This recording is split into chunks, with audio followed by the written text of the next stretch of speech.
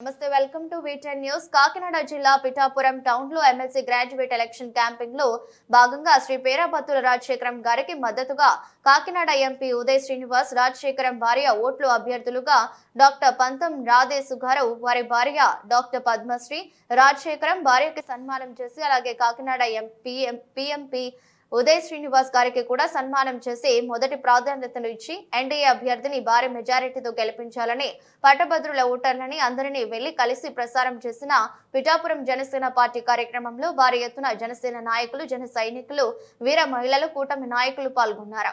ఈ ten TV AP incharge P Rammurthy.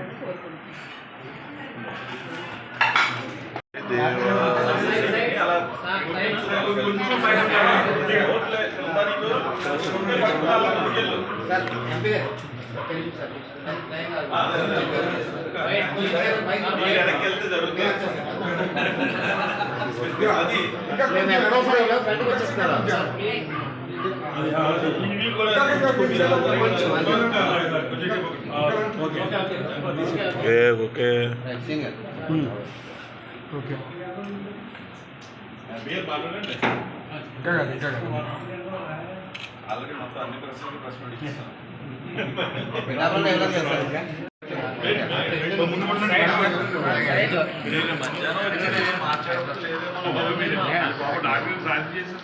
అవును గారు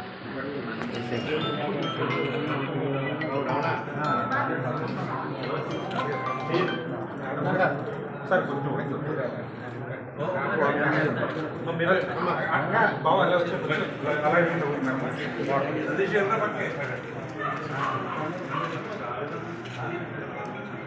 ఒక్క ఫోటో సార్ ఒకసారి రావున్ గారు ఒక్కసారి ఏమండి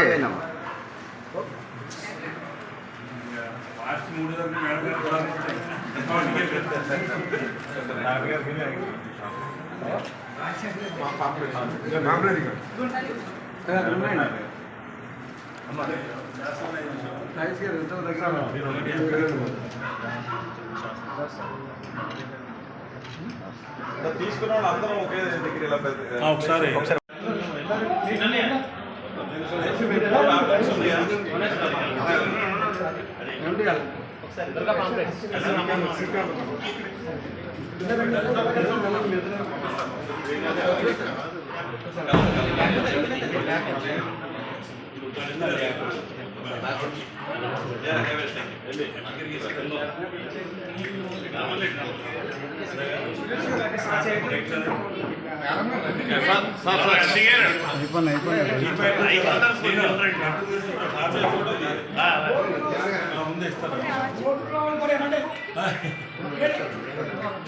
నీకుందా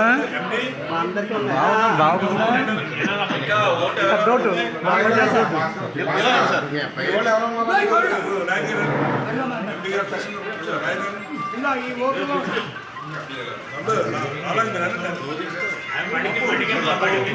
బాబు ఓట్లు ఉన్న వాళ్ళు పదండి కోళ్ళని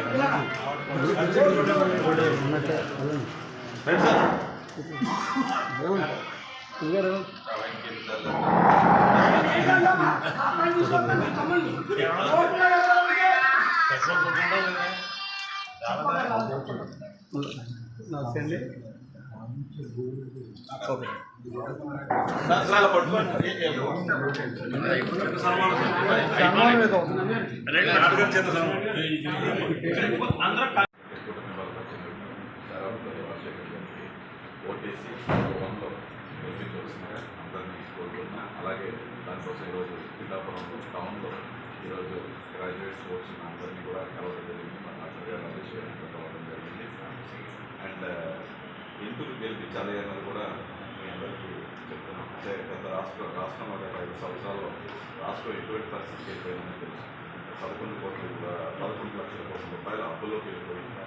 సంక్షేమాన్ని కూడా లాస్ట్కి వచ్చేసరికి నెక్స్ట్ జీతాలు ఇవ్వలేని పరిస్థితి, ఉద్యోగులకు జీతాలు ఇవ్వలేని పరిస్థితి, అలాగే కొత్త పరిస్థితి. అలాంటి పరిస్థితిలో కూటమి ప్రభుత్వం ఎంతో నమ్మి మీరు గెలిపించారు. గెలిపించిన తర్వాత నమ్మకాన్ని కూడా నిలబెట్టింది. పవన్ కళ్యాణ్ గారు, అలాగే ముఖ్యమంత్రి చంద్రబాబు గారు కేంద్రంలో నరేంద్ర మోడీ గారి నాయకత్వంలో రాష్ట్రాన్ని ఎంతో అభివృద్ధి తీసుకెళ్ళి అంటే 12 లక్షలు లోపల ఉన్న ఇన్కమ్ ట్యాక్స్ అంటే ఎవరో వచ్చి ₹1 కూడా పే చేయవలసిన అవసరం అంటే మన ఫినాన్స్ బిల్లో పెట్టడం జరిగింది. అంటే 12 లక్షలు వస్తే మీకు ₹1 కూడా ఇన్కమ్ ట్యాక్స్ కట్టవలసిన అవసరం లేదు. 7.5 కోట్ల మంది ఇన్కమ్ ట్యాక్స్ కట్టేటప్పుడు ఉంటే అందులో 6.5 కోట్ల మంది 12 లక్షల కన్నా తక్కువ సంపాదించారు. సో సుమారు 85% of the taxpayers in India మనకి ట్యాక్స్ కట్టవలసిన అవసరం లేదు. అలాంటి ఒక బొనాన్సాని మనకి ఇచ్చింది ఎన్డీఏ ప్రభుత్వం.